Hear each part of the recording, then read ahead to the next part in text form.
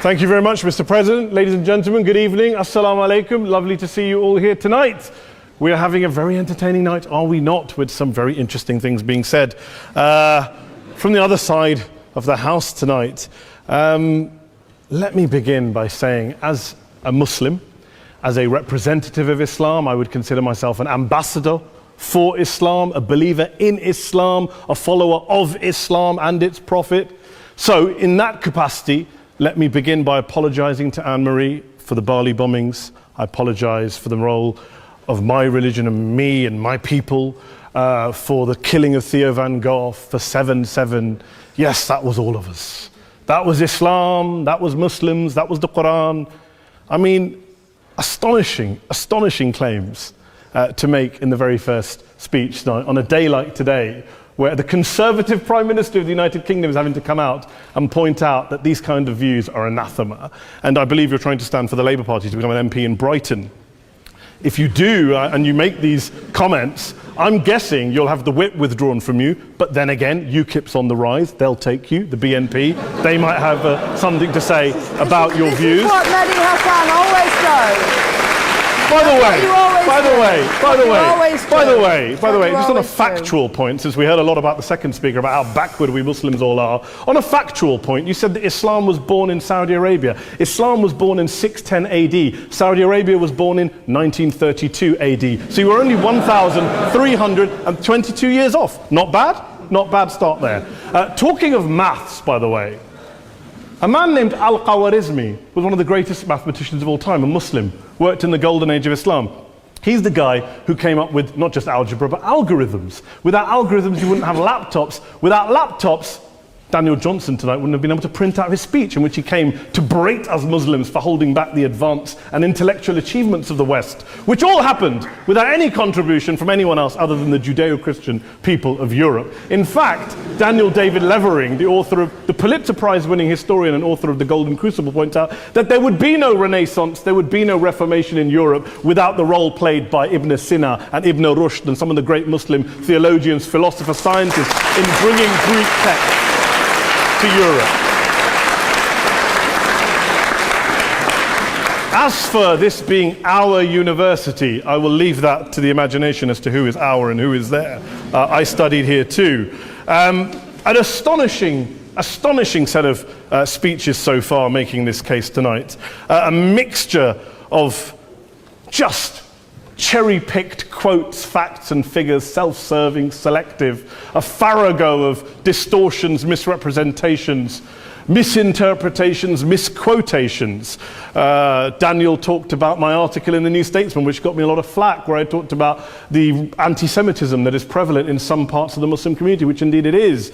Of course, I didn't say in that piece that it was caused by the religion of Islam. In fact, modern anti-Semitism in the Middle East was imported from, finish the sentence, Judeo-Christian Europe, where I believe some certainly bad things happened to the Jewish people. In fact, Tom Friedman, Jewish-American columnist in the New York Times, told me in this very chamber last week that he believed, had Muslims been running Europe in the 1940s, 6 million extra Jews would still be alive today. So I'm not going to take lessons in anti-Semitism from someone who's here to defend the Judeo-Christian values of a continent that murdered 6 million Jews. Moving swiftly on. Yes. Absolutely. Well, I'm about to make that point. No, I'm about to make that point. You're right. I agree with you 110%. That is my point. I don't think Europe is evil or bad. I'm a very proud European. I don't want to judge Europe on that basis, but if we're going to play this gutter game where we pull out the Bali bombing and we pull out examples of anti-Semitism in the Islamic community, then of course I'm going to come back and say, well, hold on. I mean, look, let's be very clear. Daniel here was a last-minute replacement for Douglas Murray, who had to pull out. And Douglas and I have a well-documented differences, but to be fair to Douglas, as to be fair to Anne-Marie and to Peter, atheists. Atheists see all religions as evil, violent, threatening. What the problem I have with Daniel's speech is that Daniel comes here to run this robust defense of Christianity forgetting that his fellow Christians, people who said they were acting in the name of Jesus, gave us the Crusades, the Spanish Inquisition, the anti-Jewish pogroms, European colonialism in Africa and Asia, the Lord's Resistance Army in Uganda, not to mention countless arson and bomb attacks on abortion clinics in the United States of America to this very day. I would like a little bit of humility from Daniel first before he begins lecturing other communities and other faiths on violence, terror, and intolerance. But, no thank you. Take some water. But I would say this, to address the gentleman's very valid point here, I'm not going to play that game. I don't actually believe that Christianity is a religion of violence and hate because of what the LRA does in Uganda or what Crusaders did to Jews and Muslims in Jerusalem when they took back the city in the 12th or 13th or whatever century it was.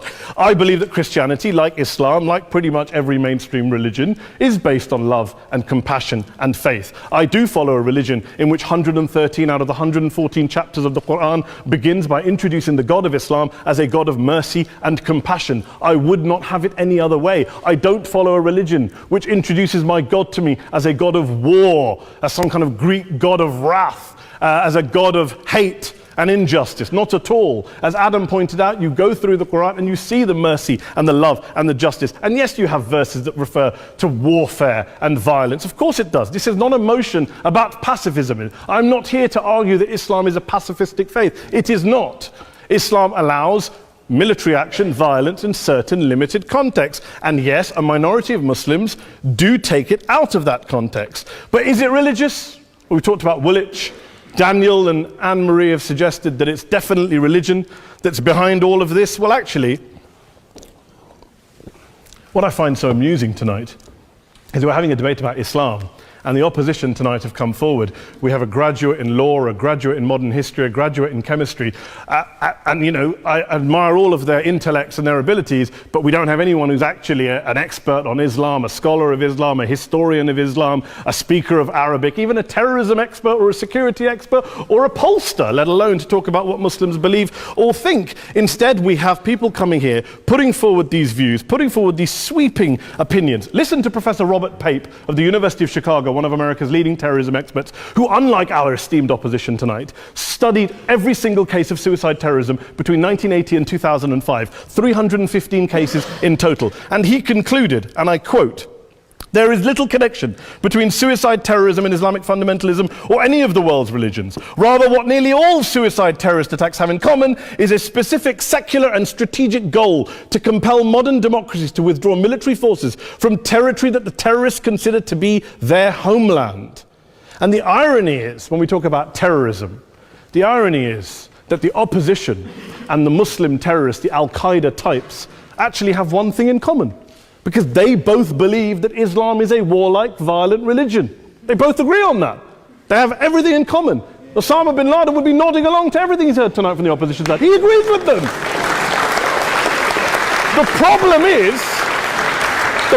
is that mainstream Muslims don't. The majority of Muslims around the world don't. In fact, a gentleman here started quoting all sorts of polls. Gallup carried out the biggest poll of Muslims around the world, of 50,000 Muslims in 35 countries. 93% of Muslims rejected 9/11 and suicide attacks. And of the 7% who didn't, they all, when polled and focus grouped, cited political reasons for their support for violence, not religious reasons. And as for Islamic scholars and what they say, well, Daniel talks about our University of Oxford. We'll go down to Oxford Centre for Islamic Studies, get hold of a man named Sheikh Afifi al-Akiti, who is a massively well-credentialed and well-respected Islamic scholar, who has studied across the world, who in the days after 7/7 published a fatwa denouncing terrorism in the name of Islam, calling for the protection of all non-combatants at all times, and describing suicide bombings as an innovation with no basis in Islamic law. Go and listen to Sheikh Tahir al-Qadri, one of Pakistan's most famous Islamic scholars, who published a 600-page fatwa condemning the killing of all innocents and all suicide bombings unconditionally without any ifs or buts. There's nothing new here. This is mainstream Islam, mainstream scholarship, which has said this for years. You don't go out and kill people willy-nilly in the high street or anywhere else, on a bus or a mall, based on verses of the Quran that you cherry-pick without any context, any understanding, any interpretation, or any commentary. Point of information. Please. Well, it's It doesn't happen, apparently. I didn't say it doesn't happen at all. I never said it didn't happen. I don't blame Islam. Yes, it's a very good point. And a lot of us are campaigning against that. And we're campaigning against it in the name of Islam. We're campaigning against it in the name of various interpretations of Islam. Anne-Marie comes and scares us with her talk of Sharia law. I would like to see the book of Sharia law. It doesn't exist. People argue over what Sharia law is. And you empower the extremists by saying there is only one version. You empower them all. I don't believe you took any interruptions, Anne-Marie, so I think you should stay there for a moment. Several countries. Here's what we're dealing with. Here's what we're dealing with. I took your point. Here we are dealing with a 1400-year-old global religion followed by 1.6 billion people in every corner of the world, a quarter of humanity, of all backgrounds, cultures, ethnicities. And yet the opposition tonight wants to generalize, stereotype, smear in order to desperately win this debate. And here's my question, if we're going to generalize and smear. If, okay, people say yesterday's bombers, and we've got to be careful, there's a trial going on, were yesterday's attackers, motivated by Islam? Big debate. I don't believe they were. Let's say they were. Let's say Faisal Shahzad, the Times Square bomber, was motivated by Islam. Let's assume, for sake of argument, that Richard Reeves, the shoe bomber, was motivated by Islam. If Islam is responsible for these killings, if Islam is what is motivating these people, and Islam is therefore not a religion of peace, a religion of war, then ask yourself this question: why aren't the rest of us doing it? Why is it such a tiny minority of Muslims are interpreting their religion in the way that the opposition claim they are? Let's assume there are 16,000 suicide bombers in the world. There aren't. Let's assume there are for the sake of argument.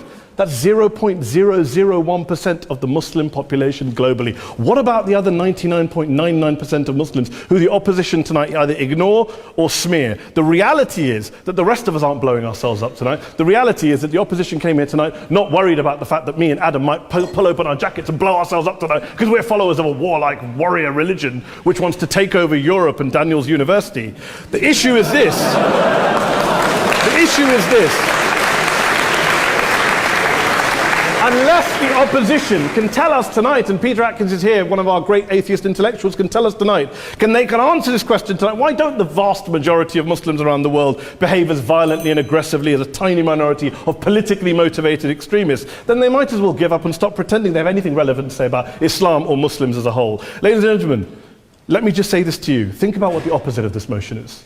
If you vote no tonight, think about what you're saying the opposite of this motion is. That Islam isn't a religion of peace, it's a religion of war, of violence, of terror, of aggression. That the people who follow Islam, me, my wife, my retired parents, my 6-year-old child, that 1.8 million of your fellow British residents and citizens, that 1.6 billion people across the world, your fellow human beings, are all followers, promoters, believers in a religion of violence. Do you really think that? Do you really believe that to be the case? They say that in the Oxford Union, the most famous debate was in 1933 when Adolf Hitler looked out for the result of the King and Country motion, where they voted against fighting for King and Country, and Hitler was listening out for the result. Well, tonight, 80 years on, there are two groups of people around the world who I would argue are waiting for the result of tonight's vote. There are the millions of peaceful, non-violent, law-abiding Muslims both in the UK, Europe, Asia, Africa and beyond, who see Islam as the source of their identity, as a source of spiritual fulfillment, of hope, of solace. And there are the phobes, the haters, the bigots out there who want to push the clash of civilizations, who want to divide all of us into them and us and ours and their. Ladies and gentlemen, I urge you all not to fuel the arguments of the phobes and bigots. Don't legitimize their divisions. Don't legitimize their hate. Trust those Muslims who you know, who you've met, who you hear, who don't believe in violence, who do want you to hear the peaceful message of the Quran as they believe it to be taught to the majority of Muslims, the Islam of peace and compassion and mercy, the Islam of the Quran, not of Al-Qaeda. Ladies and gentlemen, I beg to propose this motion to the House. I urge you to vote yes tonight. Thank you very much for your time.